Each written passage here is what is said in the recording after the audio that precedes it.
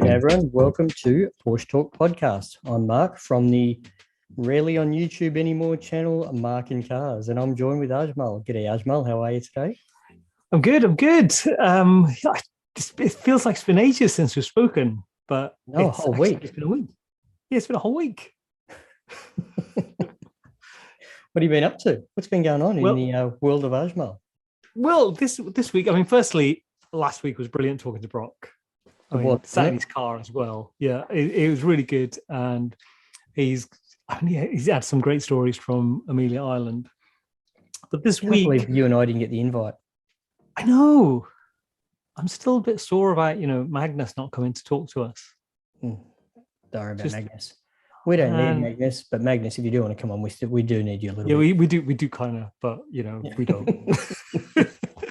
I'll tell you what, I reckon you'd be pretty disappointed when he does front up. Boy. Just because of the hype that leads into it. This is a lot of foreplay. Oh, I don't know. Come on, no. Nah, it'll be awesome. It'll be awesome. Yeah, of course it would be. Magnus, we love you. This week has been interesting because I don't know if anybody's actually I haven't made the video live yet on YouTube, but on Monday I went to drive a brand new Macan GTS. What was at the Porsche GB headquarters. Did you say a Macan GTS? Yes. Hang on. I've got to do it. Hang on. Don't. I didn't even hear that. Oh, good. For anyone listening, Mark's tried to do a sound effect then. Oh, you'll hear. Don't worry. They'll hear it on the road software that I record the audio on. And after listening to last week's podcast, before we get on the Macan GTS, I'm sorry for the audio quality, everyone. I was using my iPad. I didn't have my laptop. I didn't have my microphone. I'm using some. Anyway, look, Brock, it wasn't as good as it should have been, but it was good entertainment because the content was good. Yes. No, Brock was brilliant. So about this GTS, yeah. So GTS, I contacted the world's biggest hot Porsche. hatch. Pardon?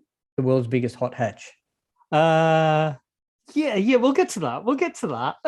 So and it was you're the one who challenged me to go and drive one. Of course. Because I've been down on them for absolutely ages, especially SUVs as a concept, I do think they're killing the planet. There's the number one type of car that's bought almost around the world. And they don't need to be that size, they don't need to be that inefficient. Even if it's electric, even if it's hybrid, whatever it is, it's way more inefficient than a hatchback, for example. So anyway, that's my personal feeling on it. Just on that point, before you go further on that, they still don't outsell trucks in the US. Okay. And they're still not the number one selling car style in Australia. Oh, it must be UK thing then. Europe. UK. Yeah. Because they're just literally everywhere. You can't. Compact SUV is the new family sedan, let's face it. Yeah, exactly. And the amount of cars that have the word cross in their name, it's just ridiculous now, cross this, cross that. You think it's just so that you put you in the mood because you know that's how you're going to be when you drive one? Yeah, exactly. So anyway, I went to Porsche. So a big thank you to Leonie and Tina at the dealership who organized it. And I didn't express any kind of preference about what kind it would be, but the reason I was going was, and I explained this in an email, was that a lot of people talk about the sports SUV. Is that what the S stands for? This S stands for, which I'm kind of saying sports utility vehicle, because the sporty ones, yeah, exactly, your bang, because because people talk about them that it's it's everything. It's your practical car, it's your family car, it's your crazy acceleration car, it's your off-roader.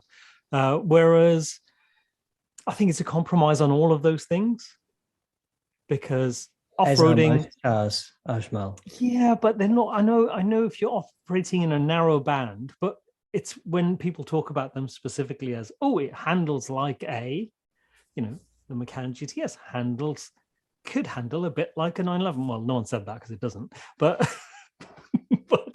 But people talk about them as in, oh my god, it accelerates from 0 to 60 in God knows, a millisecond, and so it must mean that it's a sports car, which it isn't. So anyway, that was the point that I went to make, not about the whole thing about SUVs and the concept of SUV. So it's just about, is it the equivalent of a sports car? So when I got there, before you get further, I've got some questions for you. Go on. Was it a nice car? Yes. Every metric by which you can measure a car other than 911, is it a good car? Every metric. No. Good. Okay. Yep. So it's good to hear that it's not going to be a great big suck video of saying how good it is. Good. Yeah, keep going. So on the positive, so when I got there, obviously Tina told me, she said, look, I've got you a GTS. It had 78 miles on it. And it had, obviously the GTS it's the Gen 3. So Porsche don't do the new turbo, isn't it? Because they don't make the turbo anymore. Exactly. And it's the same performance as the turbo, but it's got a little bit more drama with it. It's got the fancy exhaust. It's got a bit more aftermarket, but they're factory. Yes. And it was jet black. It had the chrono pack. Obviously it was the demo car, so it had the works, and it was brand spanking new. So you get in, it's got the Alcantara, everything's Alcantara, the seat centers at Alcantara. True. Parts of the door. It's all Sport Techs, it's Porsche. Oh, okay, Sport Tech. But even the steering wheel, that's right. Yep. Well, if anyone's going to watch the video, I've called it Alcantara. So. Yeah. But even the steering wheel, and the thing that I didn't actually mention in the video is the steering wheel is quite thin to hold, and it's quite nice. Really? But when you hold it, it kind of feels nice in your hands. Yeah. But then I was thinking, well, when that material on the steering wheel, Sport Tech, it's shiny, whatever it is, like they all do. Yeah. What happens? Yeah. What happens if it's got 40,000 miles on the clock? Does that just look awful? Or Ajmal, in the UK, the average age of ownership of a brand new bought car is 23 months. Say that again. The average age of a brand new purchased car in the UK is 23 months. When you buy a new car, the average person keeps it for 23 months. 23 months. Well, so that was something that I did go into when I drove it, because I did think about, obviously there's a lot of touchscreen. This is before we even talk about, it being a sports car, but there's a lot of touchscreen. Well, you got to remember the old one had 1,000 buttons down the console, remember? Yeah, so this one's got the, the user interface is pretty awesome on the stereo and on the sat nav. Not that anyone uses the sat nav, everyone uses CarPlay or Android Play. Yeah. Mm-hmm. And then in the center console past the auto gear stick are all of your climate controls, and they're all touchscreen type controls as well. They're on a pane of glass. They've got haptic feedback, like you hit the button. That's it. Yeah. Type thing. Does it have that stuff? That's it. It does have those, and the exhaust buttons down there. But the thing I did like was if you're driving along and you want to adjust the temperature of the climate control, they were actual toggle buttons up and down. Oh, yeah. Yep, sure. And I like that, because they're the kind of things that you are likely to change as you're driving. So you don't want to be looking down and thinking, am I about to hit the right button? Does it have a volume knob? I don't know. I didn't look, but it has got it on the steering wheel. Yeah, so, I know, but I like a knob. I do like a volume knob. And also like a fan control rotating. Like I've got in my Yaris, I've got these stupid buttons up and down, right? But in my TIG one, I've got a full big dial you turn for the fan. I like that. Exactly. So when it's got a toggle up and down toggle button for the temperature and the fans. So the temperature and the fan buttons are next to each other, and it's just up or down. Didn't they do that like the first generation Cayennes and the 997s and stuff like that as well? That same sort of thing. And it kind of works. It's you get the feedback. Poo once a car's 10 years old though. Yeah, that is true. That is true. Because silver. Yes, they were silver. but the T1 controls that you're talking about probably would have been the same as Golf in my 7, 2017 Golf R. Yeah, the one Golf you had, that climate control was probably identical to what my Tiguan is. So I liked that because it was just everything was press a button, a physical button, or just toggle it left or right to go up and down. And so from that point of view, getting in, the feel of it, everything was brilliant. I mean, it's a massive car to behold. So I deliberately maneuvered it next to sit in. Like, it felt like a big car on the road. Yeah, on the road, not so much. It is when you're in a lane and there's cars either side of you, and you're kind of very aware that it feels like you're much closer to them than I would have been in my 996. Yeah, but look, you live out in the sticks where everyone still gets around in a horse and carriage, and that's how wide the roads are. No, this was actually, I did have to go into the big smoke. Ah, okay, yeah. I say the big smoke. It's the next village along, which is bigger, but it was it did feel bigger on the road, and I mean, it sounds great as well. So you turn the exhaust on, and it sounds fantastic. Yep. But I V6 have this. Pardon? V6, yeah. And when you're in the car, I had this debate with myself whether the sound was also coming through the speakers. Sure. Because I don't know if it is, because I didn't look that up afterwards, but I could hear it quite clearly. It's a great sound, but when you open the window and you kind of feel like, hang on, it sounds different. It's not like it's coming from outside. So it all added to it. It was fine, and it was very comfortable. There's a little bit of road noise because obviously the tires are quite thin on massive alloys. 21s or something like that, are they? Yeah, they're huge. They're up past my knee, and the car is up past my chin. I saw the photo on your Instagram, right? Yeah. The wheels look like a 12-year-old Spectrum. Yes. Yeah, they do. I mean, all of the car feels like that because being the GTS, rear light bar on the new ones.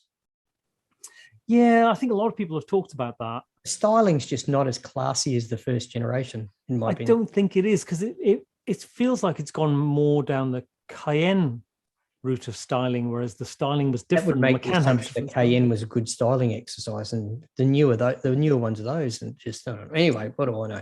Yeah, I'm only a potential customer.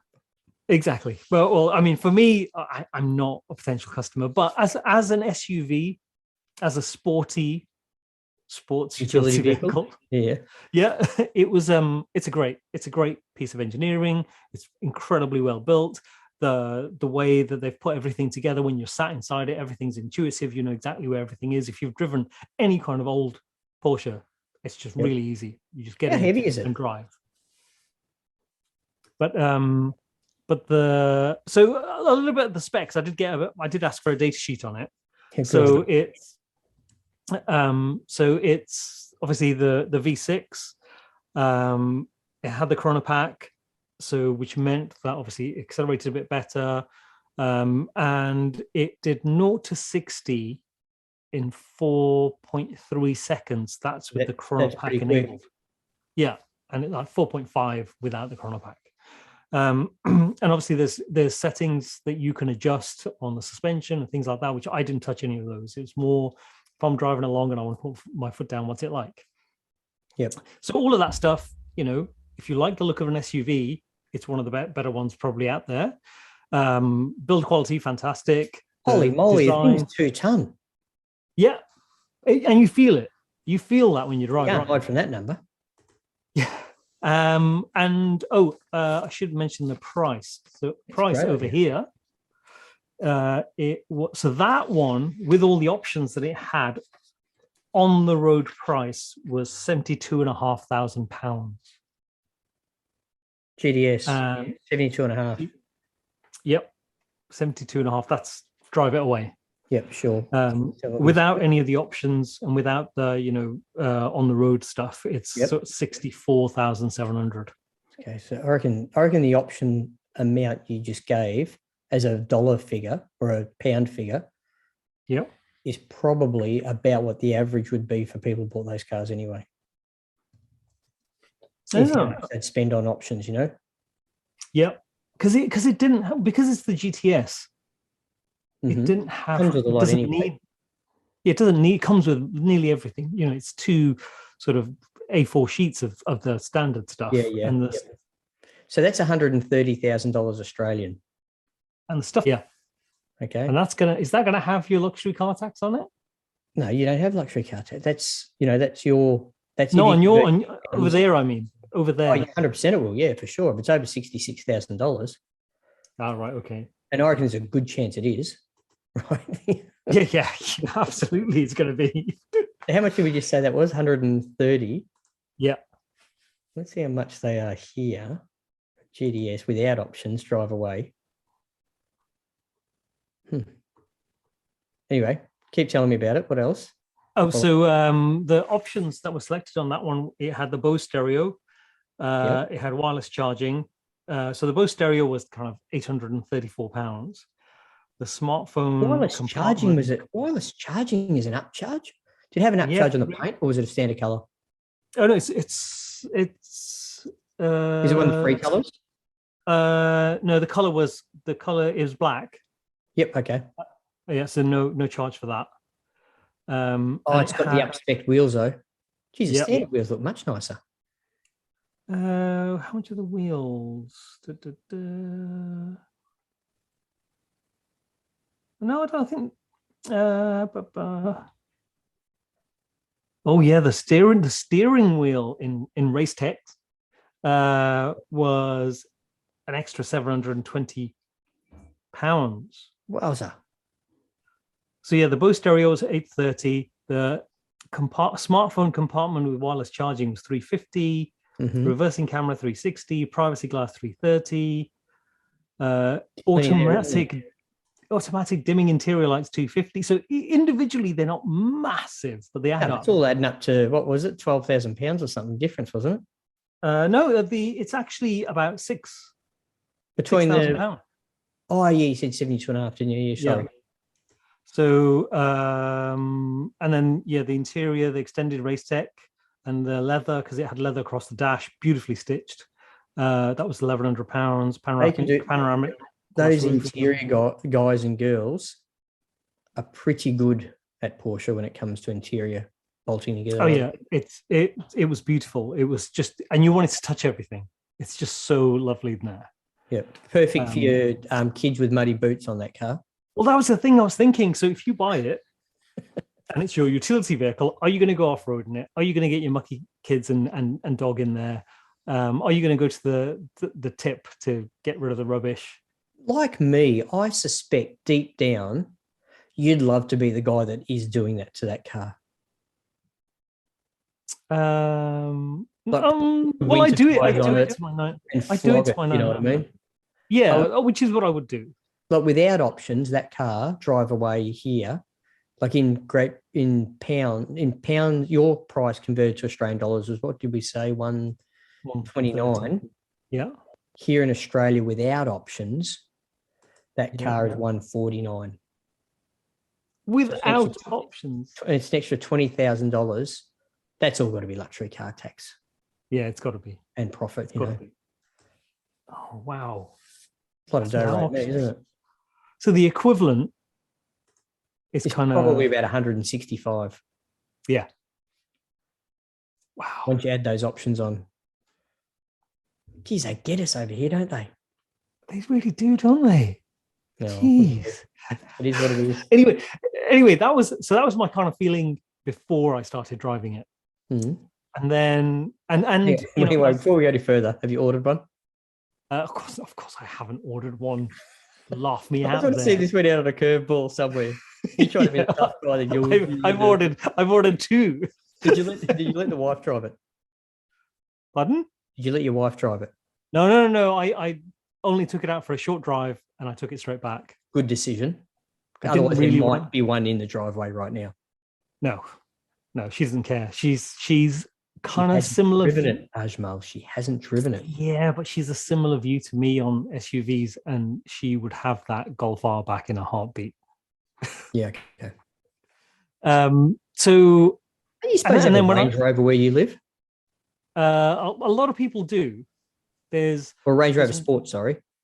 Yeah, there's two that go past our house regularly, and they are really gunning it up the hill, and they're loud. Oh, I tell you what. Speaking of Range Rover Sports, I came across someone that I know is your neighbour during the week. Who? You live in South Oxfordshire, is that right? Yeah.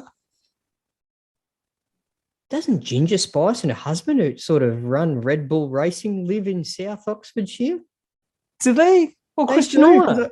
on the Drive to Survive, they showed them flying in their helicopter, and it said South Oxfordshire. I thought, I reckon Ajmal lives there. What? I did not know. Well, South So the Oxfordshire Horners is live quite a in big your place. corners. Yeah, they could be around here somewhere. Oh, look, I'll have to look that up. you're going to have to start, coming up with some reasons to go around. Let's get him on the I know. podcast. Get him, yeah, Or get him even on the better, his podcast. wife. Let's get all the Spice Girls on. Oh my God, that would be amazing, but I'm not sure that's a possibility. I feel like you've given up before you've tried. I mean, I'd be happy to get like Jodie Kidd on. I don't know who that That'd is. be amazing. You don't know who Jodie Kidd is? No. What? She's, supermodel, racing driver, TV presenter. Never She's got heard of him. YouTube. She's got a YouTube motoring That's a channel. she. Okay, never heard of her. Well, she's a bit of a legend over here. Does she live in your backyard? Is she in your precinct? No. How did her It's name like come at up? least I reckon she lives at least 2-hour drive away. I thought we were And talking you're about your probably neighbours thinking- for a minute. No. Although I did speak to one of my neighbors who's a former racing driver. But I can't give away who he is because then you'll be able to look him up and it'll say where he lives, and he lives like 3 doors away. Yeah, okay. Fair cop. More importantly, Yes, give Christian a call, will you? See if you can get him on. I'll have a word. Yeah, he's just over the fence. Invite Do him you know over what to I'll do? Barbie. I'll get my people to fax his people, and then we'll You know what? get We've it. probably got more chance of getting him on the Magnus at the moment. Yeah, that is true. That is true. Yes. Oh, and we haven't got a guest lined up. I just thought. For next week. Yeah. That's okay. Get Jack on. Well, when are we going to talk Flat Six Jack about Box Turd? Well, that's the second half of my week. I will tell you about that in a minute. Okay, let's keep going on the mechanic. We haven't even started on mine. So anyway, I got in, started driving, and obviously it was lovely. It sounded great. It's smooth. Everything's amazing. But you're definitely high up off the road. You might be sat low in the car, but you're high up off the your road. bum's a meter off the ground, right? Yeah, exactly. So when I'm in traffic and I'm sat looking down at a normal size hatchback, and they feel like that car's really close. Hang on, that car's really close. I guess it's something you get used to if you drive them all the time. Anyway, so within 3 minutes, I hit the dual carriageway. So where it's a national speed limit. Sure. So buried just it. floored it. Yeah. Yep. And you get a bit of noise. You don't get the jolt back in the seat. And then before you know it, you're doing like warp factor 10. Yep. And Golf R, like the Golf R type experience where, the Well, not horizon's coming quite very quickly. yeah, the horizon's coming at you quickly, but with the Golf R, you get a little bit more of the acceleration, the sense Drama. of speed. Yeah, you get nothing. You just get a little bit of exhaust noise, and you just look down and go, "Oh my God, I'm about to get banned." it was. So And you're I did well it a couple of times. insulated from the outside world, is what you're telling me. Oh God, yeah, it's so big, you get no sense of acceleration. Can you None at imagine all. what a KN turbo must be like for you? I know. And then the next thing guy's is, up. it's Or Yeah, a how much- Bentayga? how much power does it take and an energy to get that thing to move from 0 to 60 miles an hour? Well, Porsche And then you get actually, no sense of it. publish those figures, how much CO2 is getting punched out in that car. Exactly. And you get no sense of that speed and acceleration. So you're nothing at all. telling me you don't even appreciate the fossil fuel you're burning as you're doing it. Yeah, exactly. And then not only that, so I didn't change any of the settings, but I went round a couple of roundabouts fairly quickly, and it doesn't half lean. Like you are leaning. Hmm. And I thought, Well, your bottom's I- a I meter off the assu- ground. You can't fight those physics. well, I assumed that it would have some clever technology that would, Hasm. that would just stiffen it up on that side and go, hang on, we're about to lean. Let's stiffen Yeah, that okay. side up. And obviously you didn't really feel the bumps. You did a little bit, but because the tires aren't proper big tires, you Mhm. didn't really felt them a little bit. But then for me, it was all of that, the sports car stuff. It accelerated, and the numbers look great on the piece of paper that they gave me. It looked great. And as an SUV, it's fantastic. It's a fantastic piece of engineering, build quality, color, everything.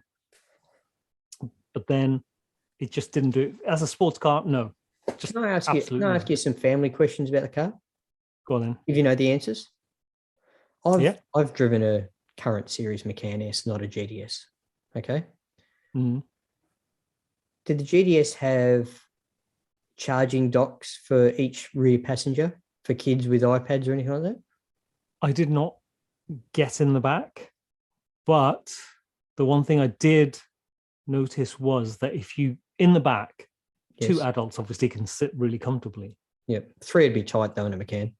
Well, it's not even the fact that it's tight. It's not actually a seat.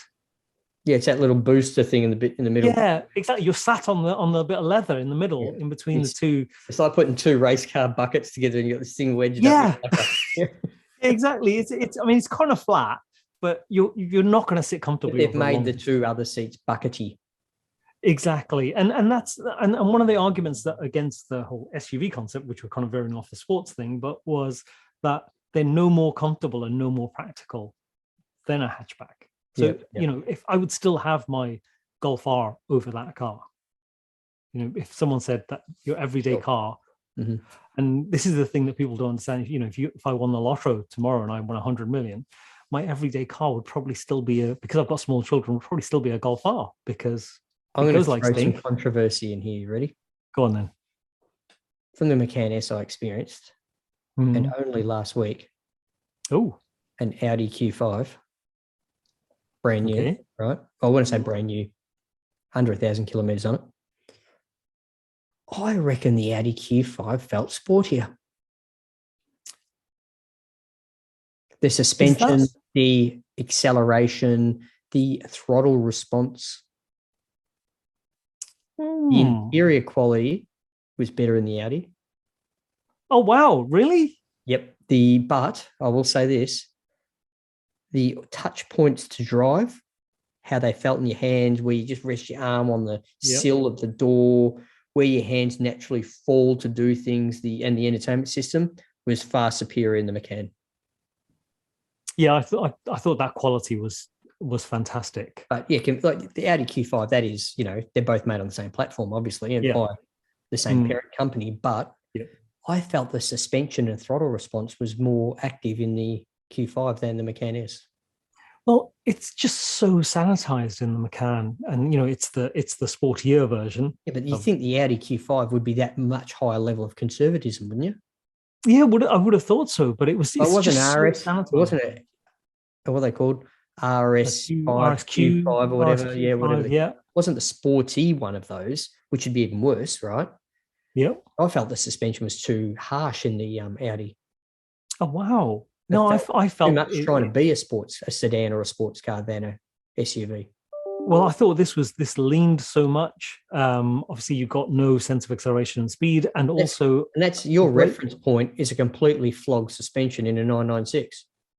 Yeah, my car doesn't lean, and my car doesn't need a suspension refresh. But it was and the brakes. The brakes were the biggest surprise to me. I expected them to just stop on a dime. They weren't as good as you thought they were going to be. Yeah, I expected them because in my Golf R, I remember they were kind of really really sensitive, and you could just get a lot of feel for them. Volkswagen brakes are like that. Every VW drive, I think the brake pedal's oversensitive. On Audis, definitely. On every Audi. And I'm talking about in VWs, but we've had Golfs in the past. I've had transporter vans, we've had caddies, all those. Every VW I've had, even a Polo my wife had for a little bit, every one of them, I thought the brake pedal's always been oversensitive on them. Oh, see, I thought it was pretty good, and it gave you that real confident feeling in the car. But with an Audi, I always felt like it was almost like a button. They're on or off. Yeah, okay. So you get a bit of travel at first where nothing happens, and then you go, oh, I need to brake a bit harder, and then it just stops. It's like you've done an emergency stop. As a reference point, Toyota have done an amazing job on the GA Yaris brakes. I remember remarking on those when I drove one. I didn't drive it for long, but I remember braking hard just to see what it was like. And it's 20 laps on a racetrack in 40-degree heat outside. The things just didn't even fade. Wow. That's impressive. Completely stock brakes. I mean, it is a rally car, really, isn't it? It is a rally car. It's just, when people say to you, it's amazing at this, and go, yeah, it's actually a rally car that you bought. It's not. It is actually a rally car. That's why you can't fit 3 people in the back. In fact, you can't even fit 2.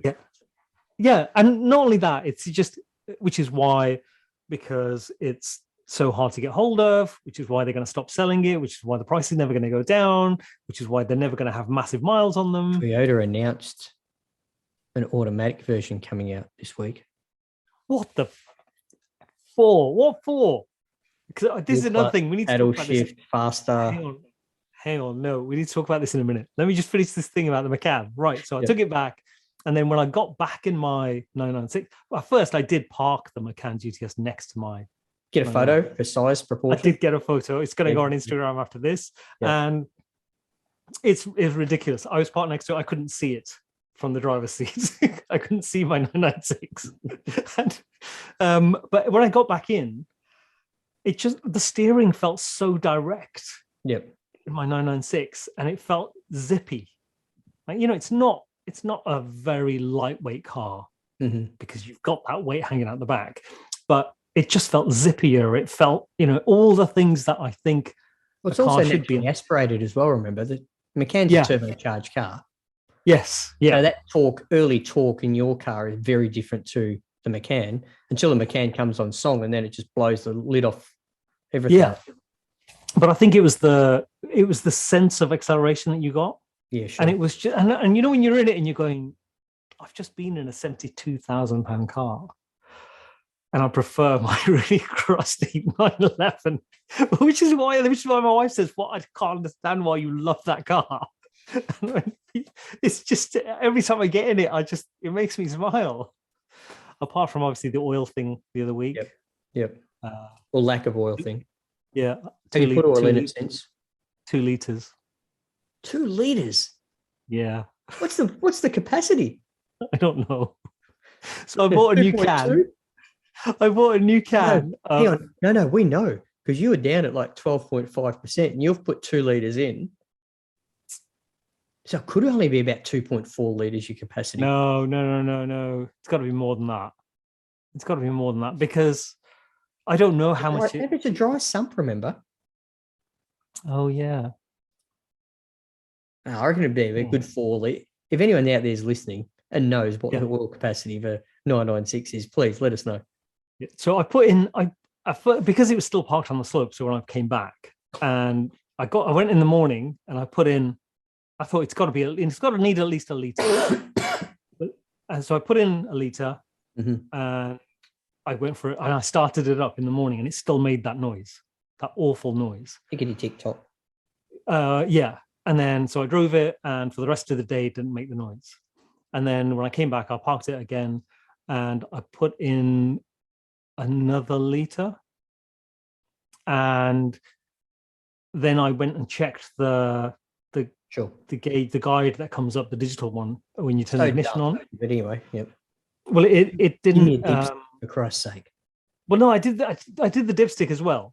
Okay. So the dipstick was just off maximum.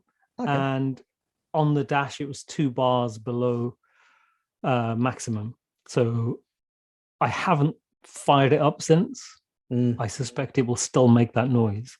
In fact, it could be that it's just basically fucked. It drives fantastic still. Unlikely. Possible, it's unlikely. Knocking in the morning, but it does. It drives great. I suspect, Ajmal, from the gist you've given in previous podcasts, you're not in a position to do that engine rebuild. No. And I don't think you're going to get it across the line at home when you're having the budget discussion either. No, well, I haven't got any money. I'm maxed out on my overdraft, my credit card. So listeners don't need to know about that. So the Boxster may need fixing as a priority. Yes. So the Boxster. Now I've bought the parts. I've got all the parts now. We spoke about that with Rock. Yep. So yesterday I cleaned it. Inside? Inside, yeah. Yeah, Really? the outside just got a cover on it. But I'm going to send you something while we're talking, Go on then. and you can be sick if you want. I don't think it It's will be. pretty. Nothing you've shown me so far is overly repulsive. I've dealt with old cars that have been in the sun with water leaks. Okay, well, I'm going to send You've got you to remember, this. Ajmal, can you imagine what it's like when water gets in a car in Australia with the windows up parked in the sun?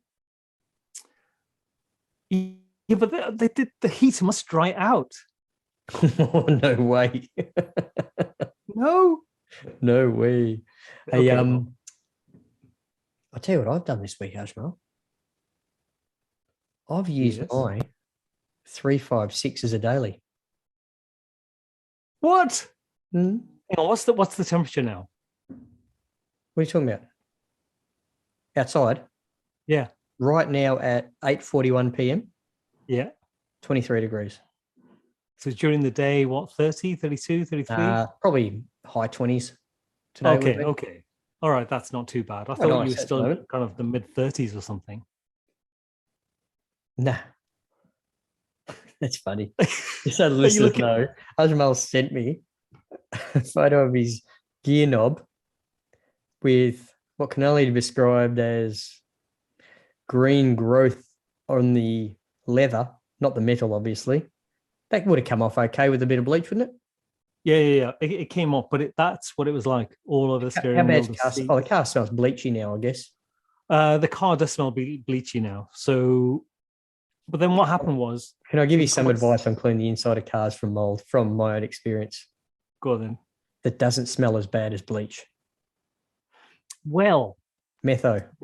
so I didn't use bleach because obviously it would have, ruined the leather and the Yeah, rubber ruin the leather surfaces. more. Yeah. Yeah. Well, so I used sort of antibacterial surface cleaner, which is Yeah, quite yeah. mild. Yeah, sure. So I use that all over. But that photo that I sent you, which I'll put up on Instagram later today, it came off as powder. Oh, okay. So and it was everywhere. It was all over the dash. You've had to steering vacuum the whole wheel. car out as well. I didn't vacuum the car because the last time I closed it up, it was all vacuumed out. Yeah, okay. So what I Always did was powder or dust will be in there. I did no, I did it with I got it with a damp cloth, so none of it kicked up anywhere. And then I sprayed the carpet with similar antibacterial surface stuff. And so it kind of looks okay, but I'd use an alcohol product. It'd be my 2 cents worth, like a methylated spirits or something over all the surfaces, because that'll destroy anything else from coming in. Yeah, so I'll probably have to do that. But what happened was, so this was 2 days. No, it wasn't yesterday. It was the day before yesterday. It was sunny. Yep. And then I thought, you know what? I'll take the cover off. I'll put the battery back in. Get the roof down. Yeah, good get idea. in the sun. Does the roof work?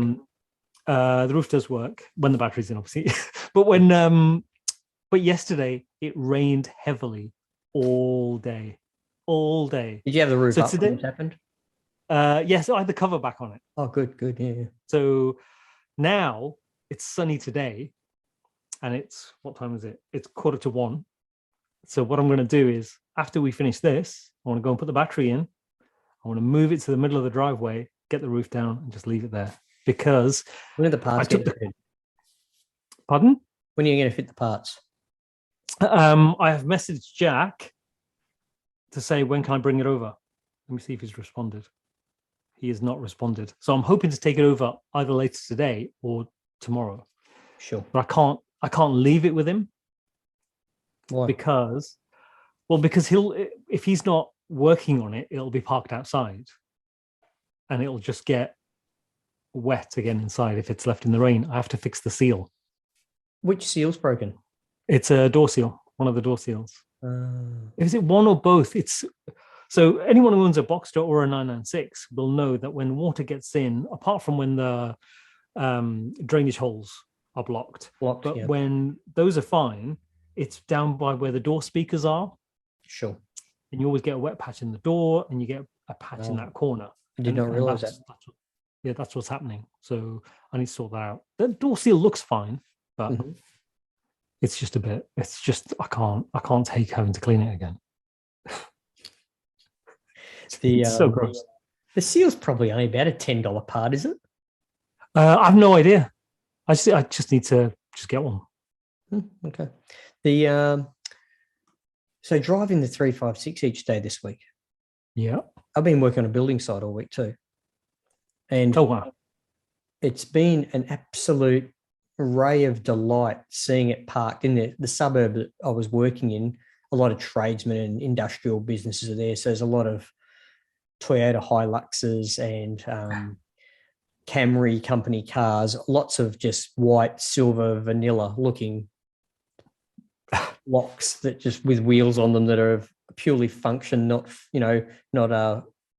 style.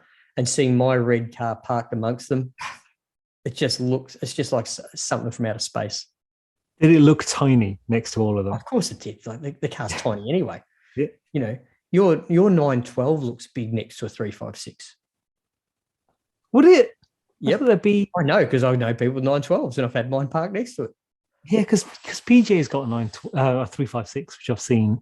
Mm-hmm. And yeah, I guess it would, wouldn't it? It'd look bigger. Yeah. Well, put it like a 66 or a 65 911 looks big compared to a 356. So the short wheelbase 911s look big compared to a 356. Oh, so how was the driving experience? So because like, it's a pretty good driving car. Like, it's got its foibles, and when you own the car, you learn to live with them or work around them. You know. Yep. Overall, once you know how to start the car and all that fundamental stuff that owning a classic car involves. Yep. Once you're in that, the weather's been perfect this week. It's just been stunning. It's like hardly any wind, not too hot. Oh, brilliant. So it's been spot on for driving a car like this. We had a couple of light showers, but that was when I was working. So I had to race out to wind the windows back up and close the little quarter windows, the ones at the front. Yeah. So, but yeah, and coming home, I had to bring all my tools home on yesterday. What's that? Wednesday. So I had all the Makita boxes all sort of loaded in on the footwell of the passenger side on the seat, laid the seat down, laid the back seats down and put them on the parcel shelf.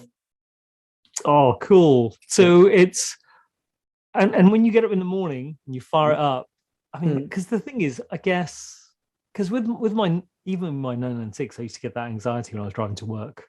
Will it start?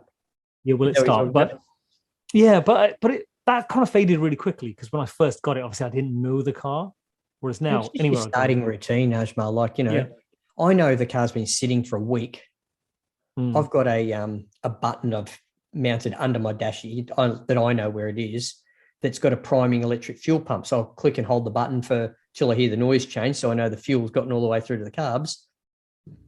Pump the accelerator 4 times, hold it flat to the floor, turn the key, boom, up it goes every time, right? But if I leave for a week and don't use the priming pump for at least 5 or 6 seconds, then boom, up it goes. Yeah, see mine, it's got an electric pump, and obviously when it starts going, a full-time electric pump though on a 912, I remember, isn't it? Yeah. So when it's mechanical fuel pump at all?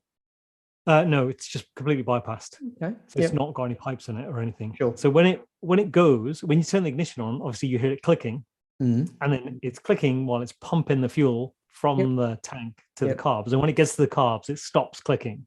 And I wait for that, and sometimes it doesn't stop doing it. So I just, pump the accelerator and just go for it. And sometimes it can take me like a minute of cranking it over. You started with, look, it's the same motor, it's in my car, right? But is it just, you just hold the accelerator flat to the floor while you're turning the key? No, pump. No, just hold it flat down. You reckon? Just leave it open. Do you have anything to lose right now to try? No. And then, well, I mean, I don't know when I'm going to be able to drive it as well, because if I do, I have to get it out of storage, drive it, and then go and put it back in storage. It's really annoying. Would suggest you might not deserve it if you're not going to. I know. I need to sort my stuff out.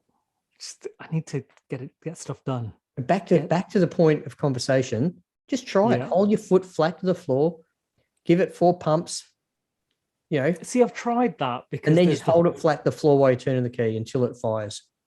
See, I've tried that, but it still takes a long time. I've tried almost everything and it just that first startup just takes a really long time, which is why when I sold my MG, which had been parked for nearly 18 months or 2 years, and it fired up after 3 seconds.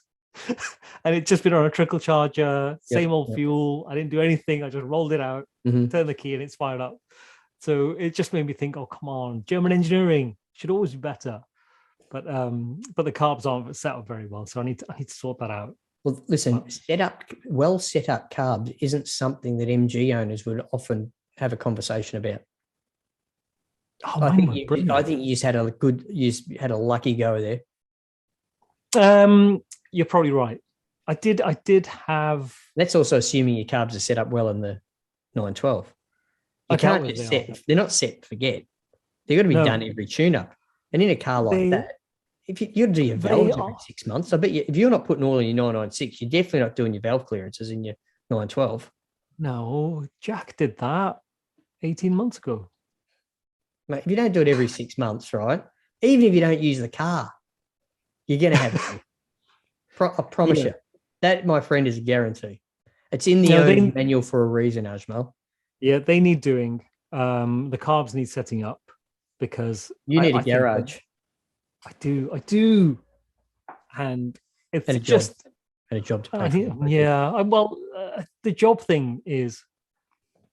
Yeah, I need a job. Obviously, I don't want a job. No. You need money. A job that you want to do.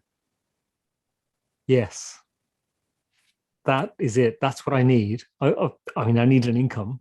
So the thing that I need to do is to start looking for a job. I think that's the crux of it. Is I've not started looking. Here's what we're going to do. Let's put it out to listeners. What should Ajmal be when he grows up? Yes, they're going to say, "Well, not a YouTuber podcaster." But I don't know. I mean, I need to get onto that, and I need to sort that out. But what I need to do in the meantime, not much of a priority. You need to go hungry for a few days to get a bit of desperation. I probably do. I need to, watch the Arnie movie, Stay Hungry. But your wife is incredibly tolerant. She is. She's just incredible. She's a lucky girl. She is. I'm pretty lucky too. Evidently. But I need to do more with the 996 and the Boxster, and I need to get the Boxster done, drive it for a month, get rid. And I think once those things that Jack's going to do, those 3 or 4 things, I think it's going to be a fantastic car for somebody. How much do you do it for? At the moment, probably about £3,800. So after Jack's finished, you're going to be doing it for about 4.5, right? Yeah. So are you going to get your money back? No. Well, I don't know, because the weather's going to change. And if this stuff's done. Yeah, and all the main stuff's going to be done. If you can time it right to drop it, in that week of summer that you get. Yeah, exactly. Fix the seal. So, and the thing is, it's a prime Someone comes and test drives it on a balmy afternoon. They can't see the paint imperfections because of the low light levels. Yeah, I'm not going to hide the paint. Yeah, the paint's like pretty bad, but I think it's a prime candidate for a track car because it's got no air conditioning. I've been looking at Boxster track cars lately, Ajmal. Do you want me to post it over to you? No. But I have looked at ones in the UK. I want one if I'm buying one, I'm buying one that someone's done everything to. I want the full cage, everything, the suspension, everything's been done in the car. So it's all FIA compliant. Oh, so you should go to Rent Vehicle Design.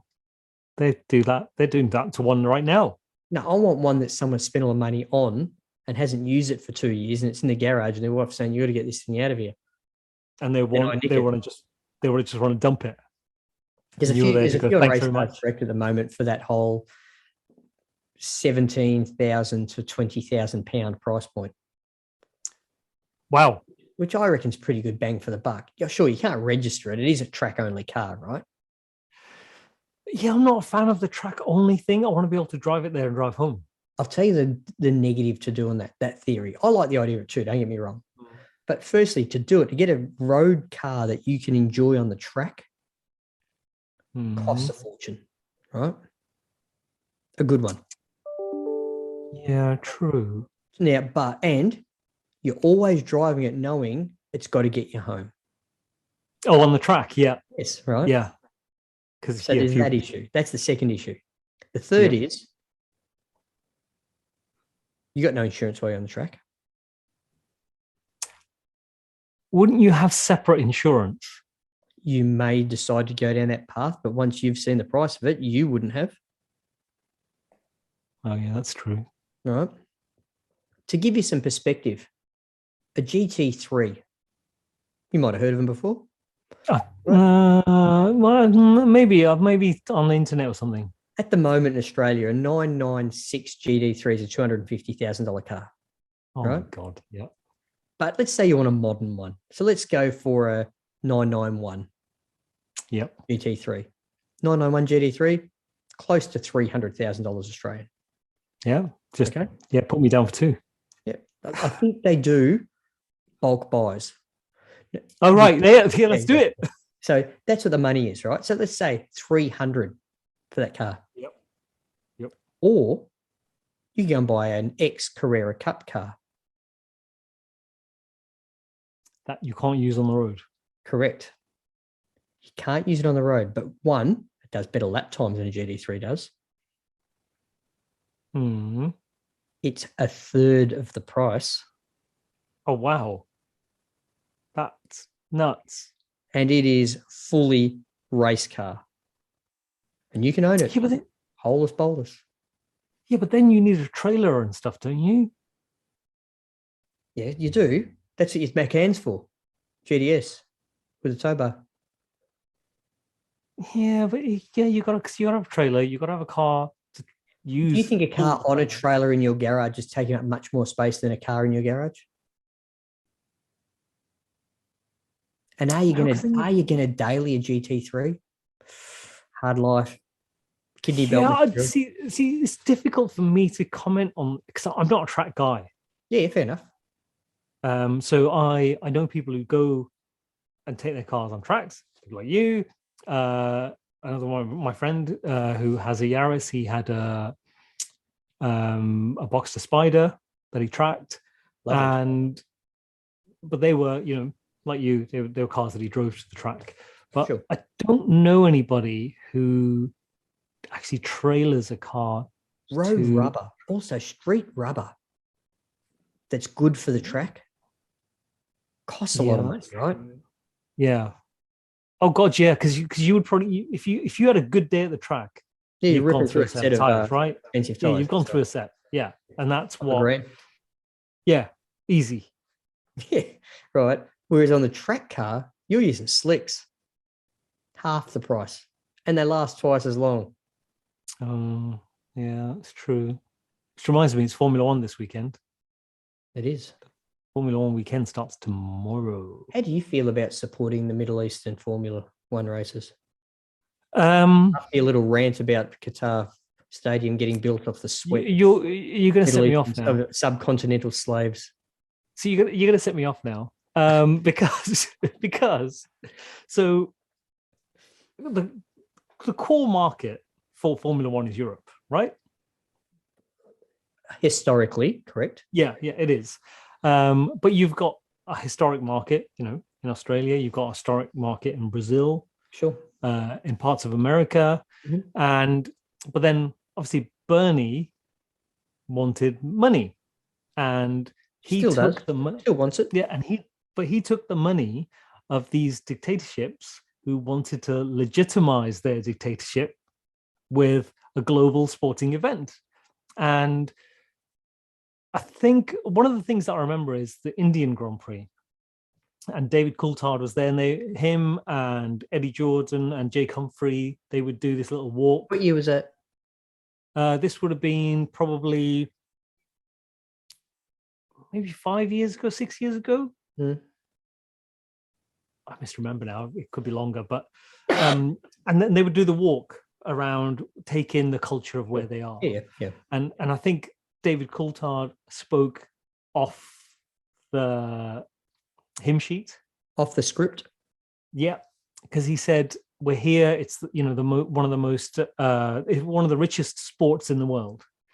In We're one of the here, you're poorest on the countries. track. Yeah, he said, you're on the track. It's fantastic, this, that, whatever. And he said, you come out and the poverty smacks you in the face. Mm-hmm.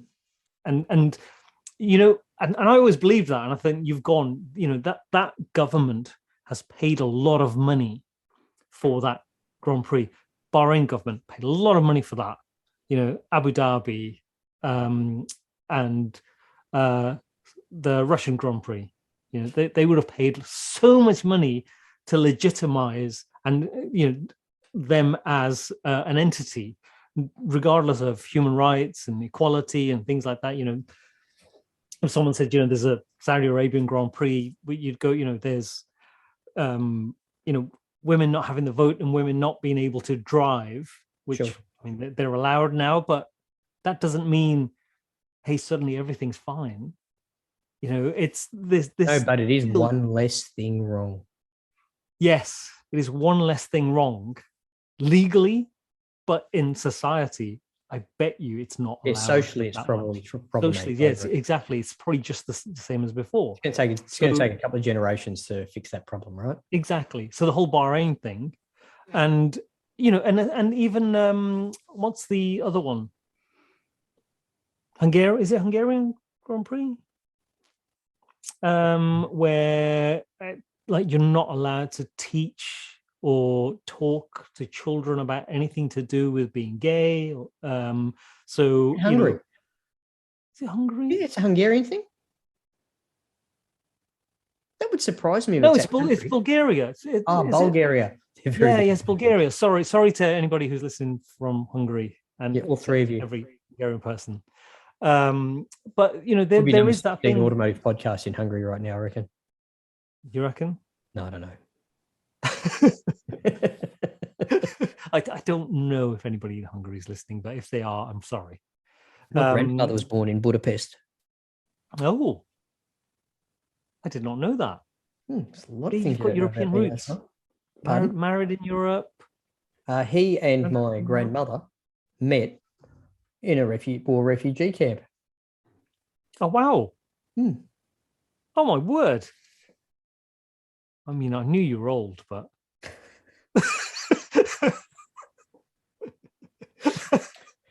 No. There's no hiding from a number, is there? Yeah. And one of us is more sensitive about it than the other. Well, I don't know. I mean, I'm obviously sensitive about my age, but which is why I don't like talking about it. But if I don't look at it, it will not exist. Yeah, okay, exactly. But back to the thing about Formula One. Formula One has not traditionally, in probably the last 20 years, gone where the money is. We've got a saying in Australia: "It's gone where a fart won't go." Which means it'll go anywhere. Whoever's paying, it's coming. Yeah, exactly. And that was the thing, you know, it started to go to, especially when it went to countries and parts of the world where there was no one turning up. You know, Mark Webber said it once, you know, he was being interviewed and he went, "What are we doing here? There's no one here to watch." How many times have you watched Abu Dhabi and looked at vacant grandstand? Yeah, exactly. There's no one there. And, you know, they either there's no one, the population is interested, or they can't afford it. But look at the other extreme. Countries that aren't traditional Formula One racing places, that when they get one, it makes the place. Look at Singapore. The place is heaving when Formula One's on. It's an amazing spectacle. Yeah, but isn't it more to do with money attracting money? Oh, yeah, the shit ton of cash in the town. Yeah, because when they have, you know, someone waving... When everyone's parked in their luxury super yachts. Yeah, exactly. Around the circuit. The marina and all of that. Look, there's no doubt that attributes to it, but you know what? In Singapore, there's not 150,000 zillionaires that are there as spectators. Yeah.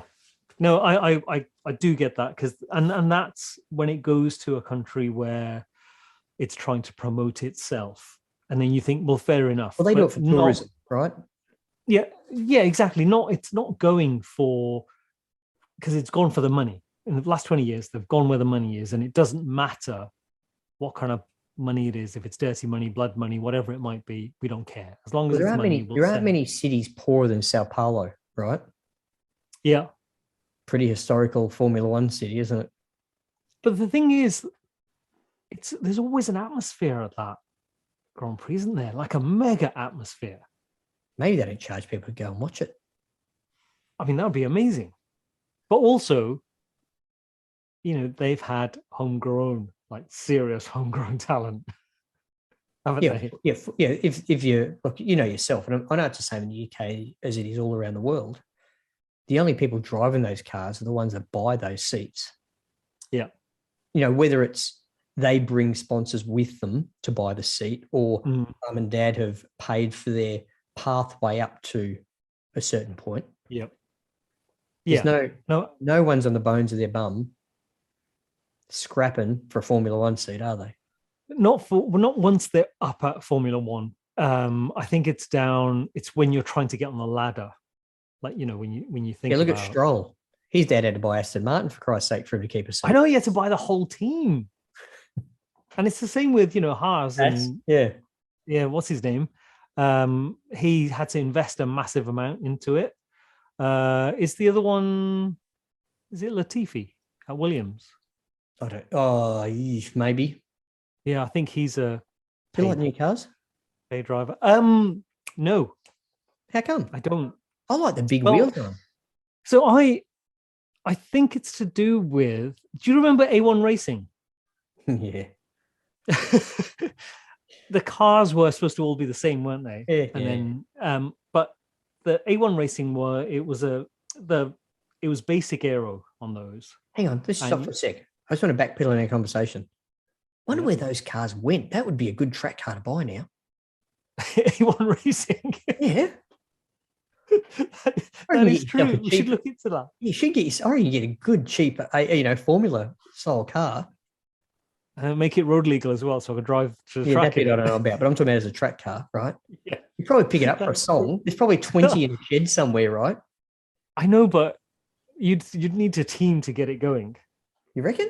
It's knowing how racing historically works, the chassis would be unique, no question whatsoever, right?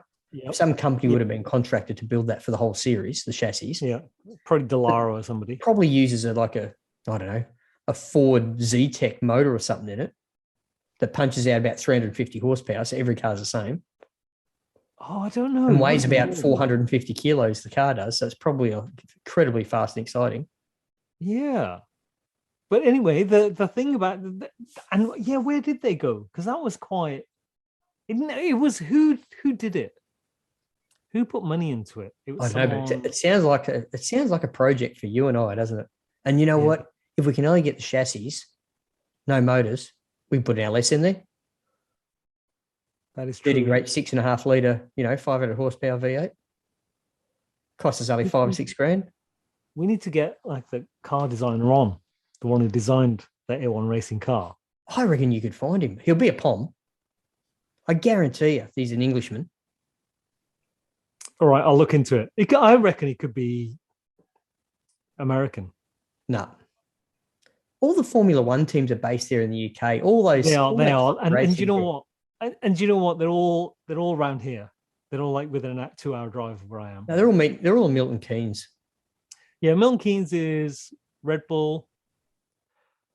No, Milton Keynes isn't Red Bull. Who's in Milton Keynes?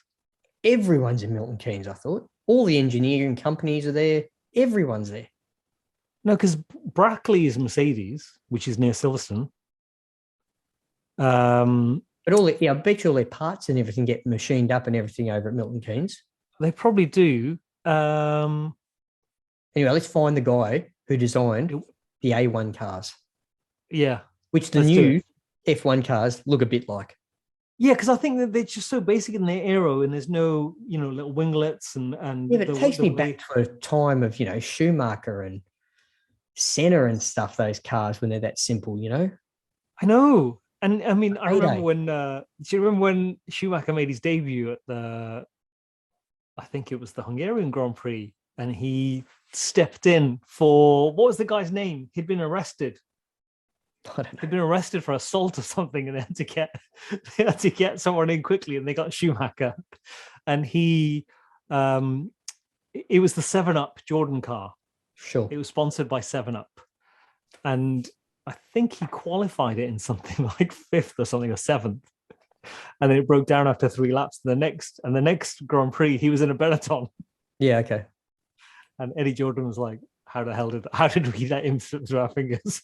But the thing is, if he'd stayed, would he have been a 7-time world champion? I doubt it. Because he got hooked up with... Would Lewis have be who he is without Mercedes? No, he wouldn't. No. And it's very much... Valtteri Bottas have been a better driver for another team. No, Valtteri Bottas hit the jackpot by being Lewis Hamilton's teammate. Well, on the same team. I don't even use the term teammate. Well, yeah, being in a Mercedes. So being in a Mercedes when he hit the jackpot. Because you don't think he could have been a better driver driving in a different car? No. You never know, because the car will always be designed around your number one driver. So if you look at Alex Albon, who's now at Williams, he got promoted from Toro Rosso, as they were, to Red Bull, but the car was designed around Verstappen. So he got there and he couldn't drive the car. Yeah, cool. And it's that kind of thing where, when... Plus, he's not very likable.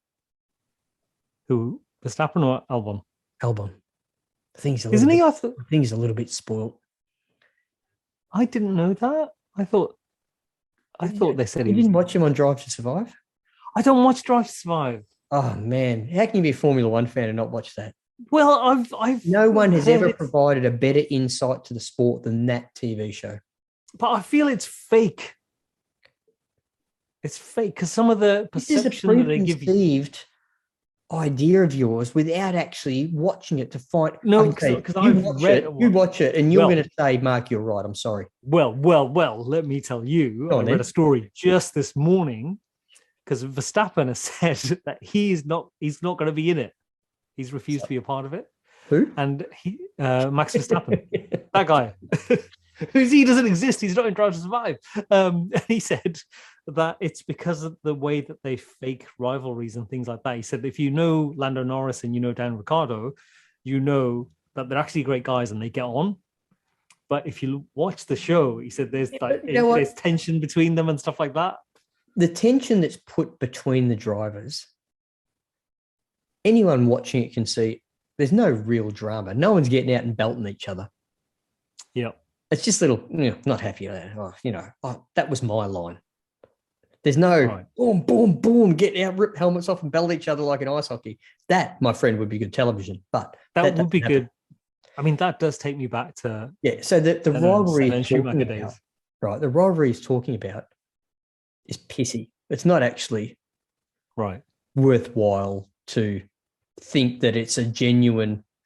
someone's getting upset because someone urinated in someone's helmet while they weren't looking. I mean, that would be something. That'd be entertainment. I tell you, do you follow Nico Rosberg on social media? No, I don't. Well, you could hear the way Michael Schumacher treated him. Really? It is, right? You want to hear about teammates who are just mentally melting each other, right? Schumacher deserves a gold medal in it. Really? Yeah. Like 3 minutes before qualifying, if you follow Rosberg, he's typical German. Everything has to be done this minute, right? Yeah. Schumacher's a little bit more free and easy, but loves the mind games. Yeah. He would always make sure that the toilets were locked and Nico couldn't go before he had to go out and qualify. Nico could be completely melted and wouldn't be able to qualify because Schumacher would always make sure he can't go for a piss beforehand. I didn't know that. Oh, yeah, he completely put him through the ringer. Well, I tell you what, I did hear about Rosberg because he did a couple of commentaries on the Sky coverage, and I don't watch Sky coverage. He does excellent commentary, YouTube commentary before and after. Yeah, so I got there was a bit of feedback that I saw where a few people said that because he's relatively current. What was it? 5 years ago, 4 years ago that he was a driver, world champion. And they said that Martin Brundle, probably number one commentator of Formula One around the world now, and they said he's just a little bit too long ago. Because Rosberg could instantly get in the head of the drivers and talk about this is what they're thinking about, this is what they're trying to manage, that's what they're doing. And when the drivers came out, they pretty much said what he was talking about while it was happening. And they said that maybe he needs to be on because he's obviously got so much more insight. But I feel like they should get the number one technical, what's it like in the car commentator they need to get now is Kimi Räikkönen. I think they need to get him on. With Rosberg, right? He was running, interviews with prominent people in the automotive industry a little while ago on his YouTube channel, and he had Dan Ricciardo in. Oh yeah, and Dan was talking about a track, and Nico says, "Oh yeah, look, I can see what you're doing wrong there," because Rosberg was all about car setup and dynamic car setup and how to change things while you're driving and all that sort of stuff, right? Yeah. And he said, "I'll tell you after the podcast what you need to do to make your car handle the way it's supposed to handle," because he was struggling when he was at Renault, Sure enough, next race, Ricciardo comes out. Ricciardo had his best result in that car, in that race. And he came back and said, yeah, it was because Nico told me what to do. Something to do with the way the brake bias or suspension set up at certain times of the, fuel loads and things like this. Well, that is, so I think that a few years ago, that stuff to me.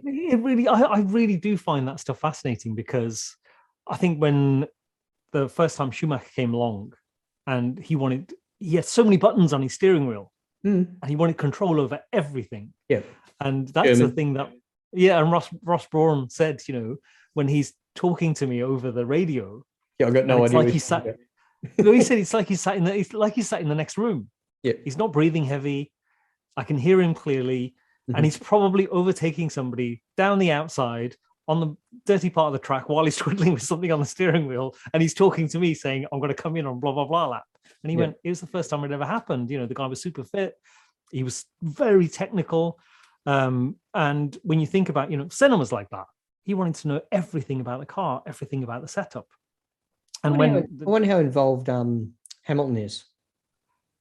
He's more so now. I've read a lot about it, and I've seen interviews with engineers and stuff like that. And there's a time where they said, "Oh, he's now the complete driver," but there's a lot of the times he might question a decision that the team is making. But whereas if you look at someone like Alonso, even someone like Jenson Button, who's quite a technical driver, or Senna or Schumacher, or those kind of serious drivers, they would just overrule the pits and say, I'm coming in on this lap. Or sure.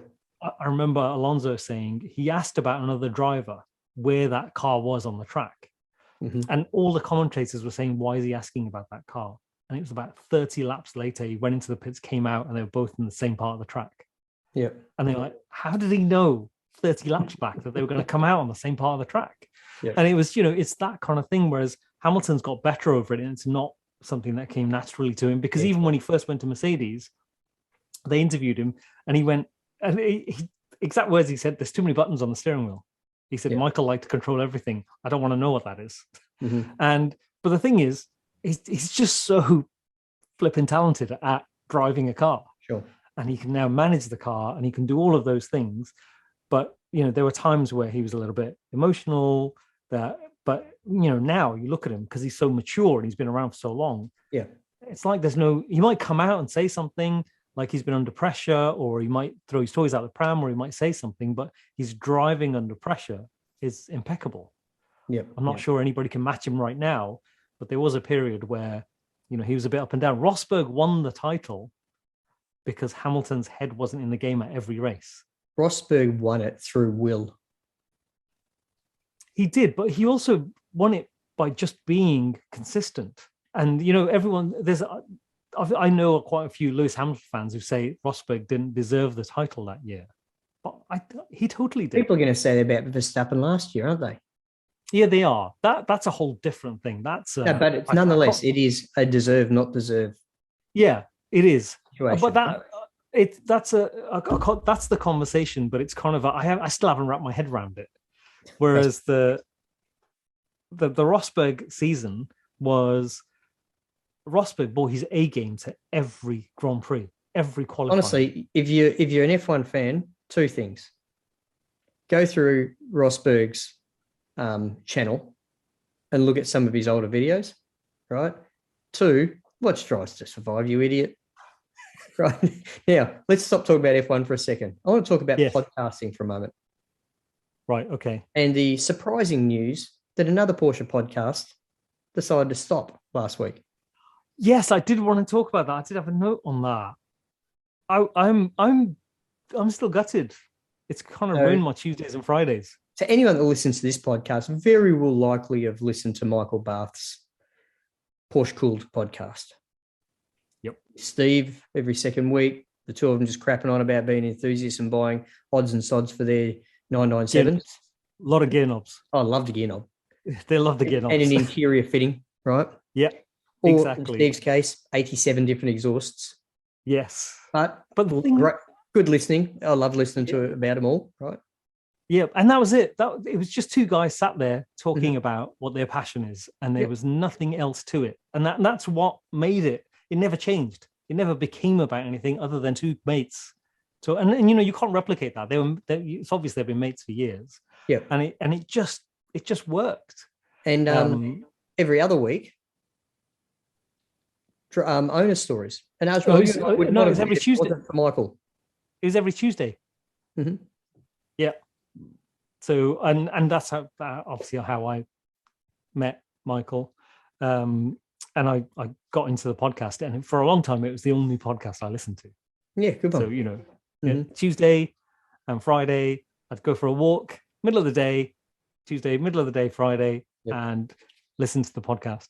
Yeah, so it was quite a surprise for me. I get it. I know how fastidious Michael is about every single aspect of his life. And the time he would have put into managing his podcasts would have been comprehensive. Yep. Disproportionate to the return he would have got out of it. So I'm hardly surprised. Look, to give you some perspective, I know in conversations I've had with Michael in the past, he spends sometimes up to 3 to 4 hours editing his podcast. Give listeners a perspective. If we have someone that doesn't, as long as no one says, I don't want to talk about that in one of our podcasts, the only editing I do is top and tail and publish. Yep. So for the quick ones, realistically, it's a 10-minute job for me. Yeah, I'm a bit like that sometimes with my videos. So, that's to give you some idea on it. Look, I rely more on the tech to produce better sound than messing around with the audio. Yeah, and the thing is, it's because Michael put out he put out a product that was consistent. Yeah, for sure. There was no week that someone would have listened to it. Certainly I didn't, where I would have listened to it and gone, that was a bit rubbish. I'm not sure I want to listen to it anymore. It was just every week. It was something you waited for, and it was engaging. And I just liked that it was just two blokes chatting away about something they're passionate about, and it would be stuff about, oh, did you read that thing? Did you hear what so and so said? Yep. And it was stuff like that.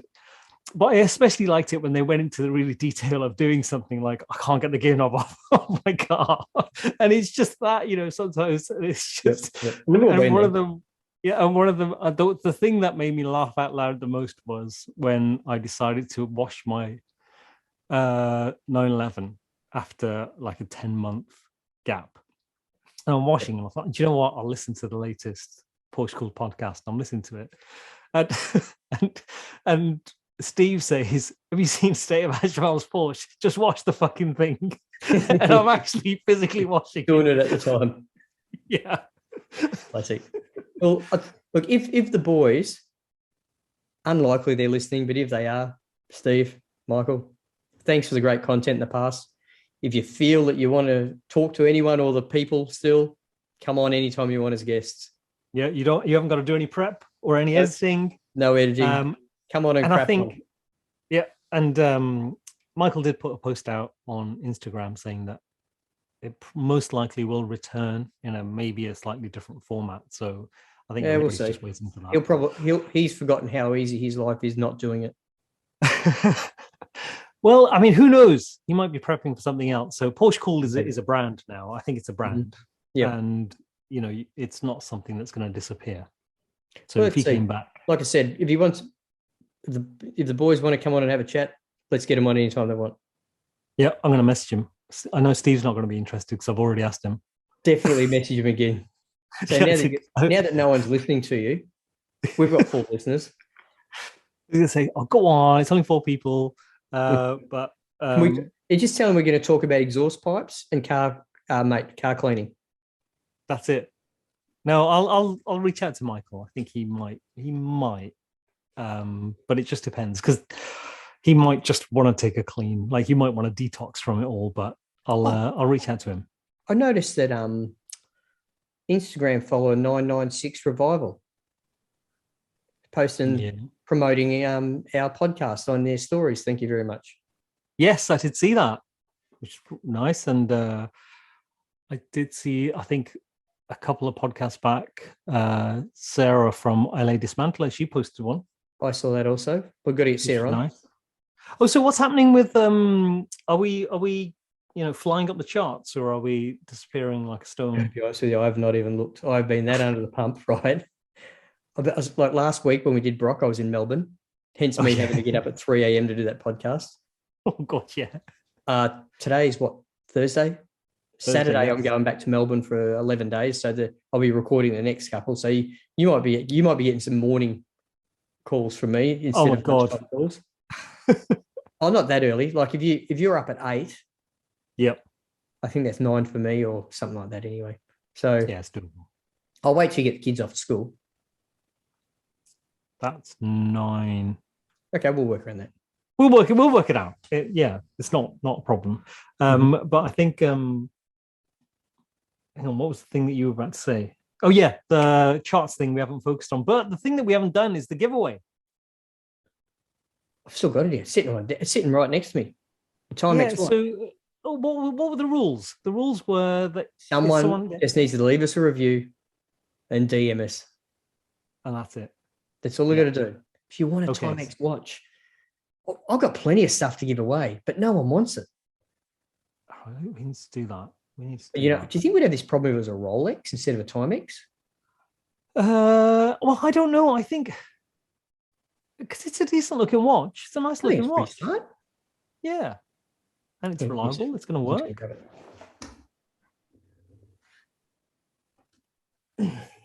Yeah.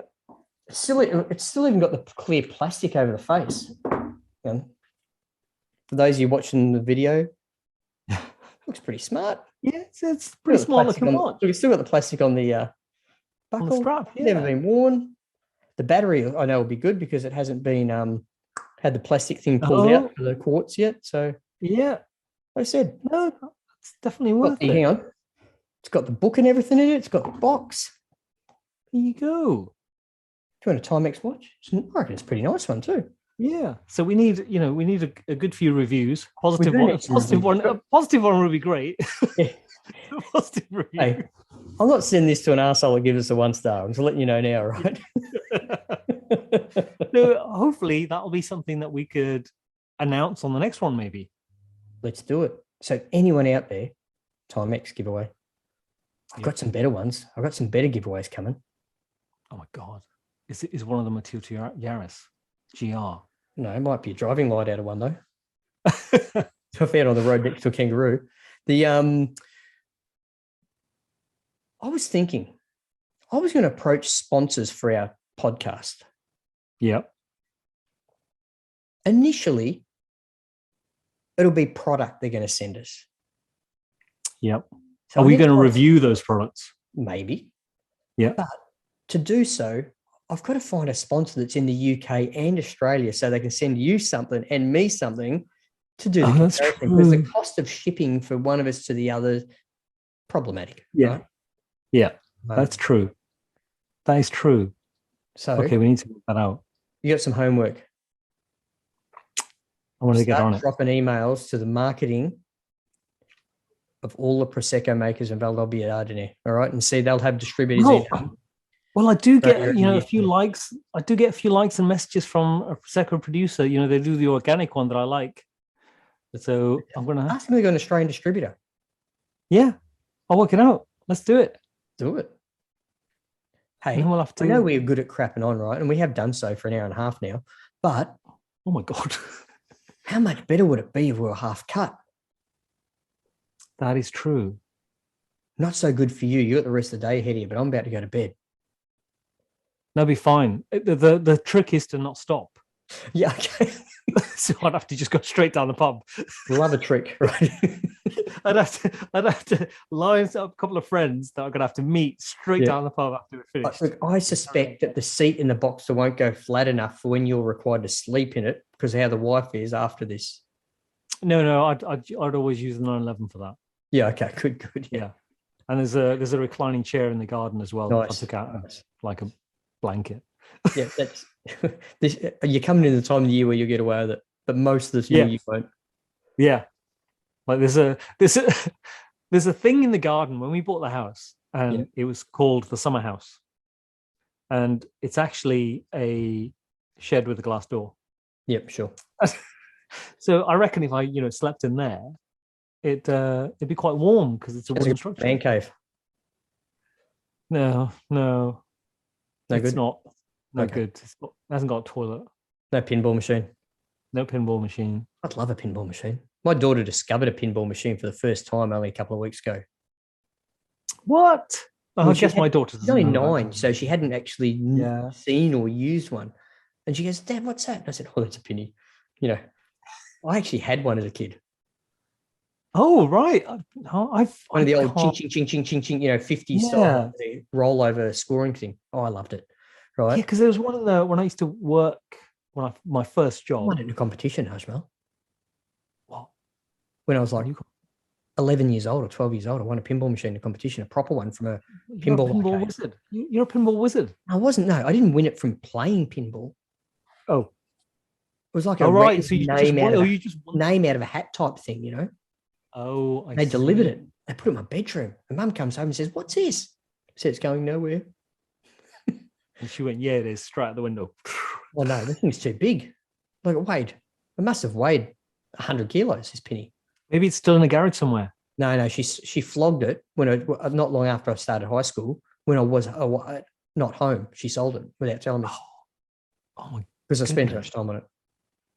See, I need to sell some stuff. I've got some comics that I need to sell.